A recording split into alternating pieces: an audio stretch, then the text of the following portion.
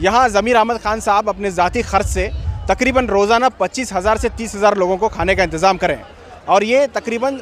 6 तारीख से 22 तारीख तक तकरीबन 4 से 5 लाख लोग खाएँ।